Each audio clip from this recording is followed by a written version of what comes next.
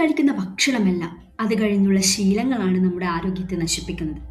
Food കഴിച്ചു കഴിഞ്ഞ് plate കാലിയാക്കിയതിനു ശേഷം നമ്മൾ കരുതും എല്ലാ ജോലിയും കഴിഞ്ഞു എന്ന്. എന്നാൽ ബോഡിക്കുള്ളിൽ റിയൽ വർക്ക് ജസ്റ്റ് സ്റ്റാർട്ട് ചെയ്തിട്ടേ ഉള്ളൂ. എവറി ഡേ, എവറി മീൽ നമ്മൾ ഒന്നും ചിന്തിക്കാതെ കുറച്ചു കാര്യങ്ങൾ ചെയ്യും.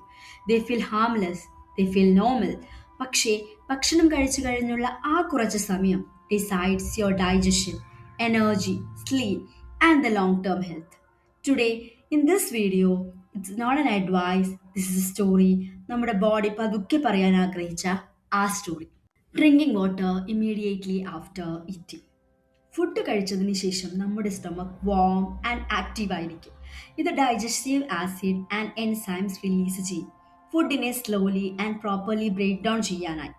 പക്ഷേ നമ്മൾ കുറേ വെള്ളം കുഴിക്കുന്നത് വഴി ഡൈജസ്റ്റീവ് ജ്യൂസ് ഡയലൂട്ട് ആവുന്നു.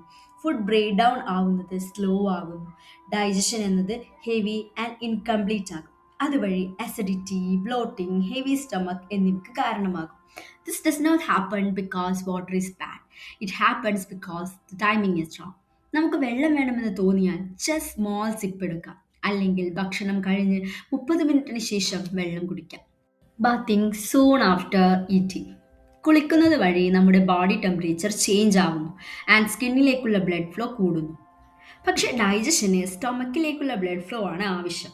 ഫുഡ് കഴിച്ചു കഴിഞ്ഞ് ഉടനെ കുളിക്കുന്നത് വഴി ഡൈജഷൻ സ്ലോ ആകുന്നു. Food stays longer in the stomach. You may feel tired and heavy. That's why many tradition advise waiting. Wait 30 to 45 minutes after meal before bathing. അല്ലെങ്കിൽ food കഴിക്കുന്നതിന് മുമ്പ് കുളിക്കാവുന്നതാണ്. Lying down after eating. Digestion and gravity somehow connected ആണ്. കഴിച്ചു കഴിഞ്ഞ് ഉടനെ കിടക്കുന്നത് വഴി stomach acid can move upward. Digestion slow ആകുന്നു ആൻഡ് അതുവഴി ആസിഡ് റിഫ്ലക്സ് ഉണ്ടാകുന്നു. That's why lying down feel relaxing but digestion feels uncomfortable later. 10-15 minute ഇരിക്കാൻ ശ്രമിക്കുക. ജെന്റിൽ വാക്കിംഗ് ഡൈജഷനെ സപ്പോർട്ട് ചെയ്യും. Eating fruits right after meals.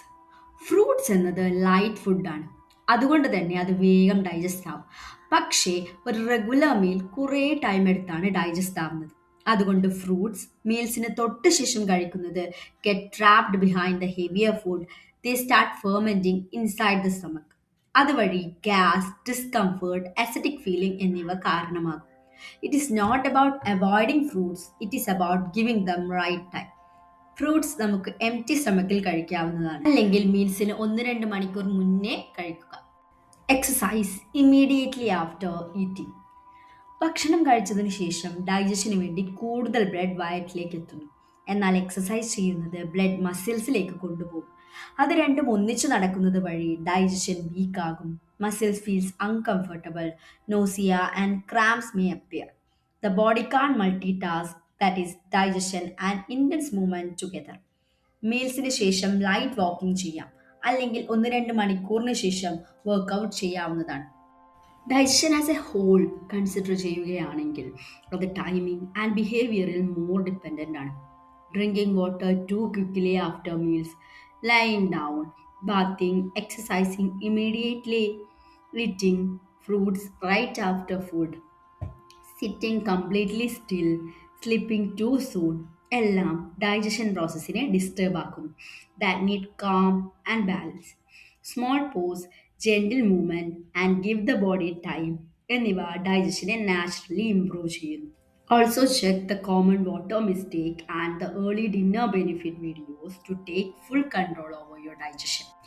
Scroll ചെയ്തു പോകുന്നതിന് മുന്നേ ഇന്നത്തെ മീൽസിനെ പറ്റി ചിന്തിക്കൂ. അതിനുശേഷം നീ എന്താണ് ചെയ്തത്? Because L does not collapse in one day, it fades quietly. Through small habits we repeat daily. പ്രോപ്പറായി കഴിച്ചിട്ടും ഡൈജഷൻ ഇഷ്യൂസ് ഉള്ള ആ ഫ്രണ്ടിന് വീഡിയോ ഷെയർ ചെയ്യൂ ആൻഡ് കമൻറ്റ് ബിലോ എന്ത് ഹാബിറ്റാണ് നിന്നെ കൂടുതൽ സർപ്രൈസ് ആക്കിയത് എന്ന്. Your body has been speaking all alone. Let's start listening together.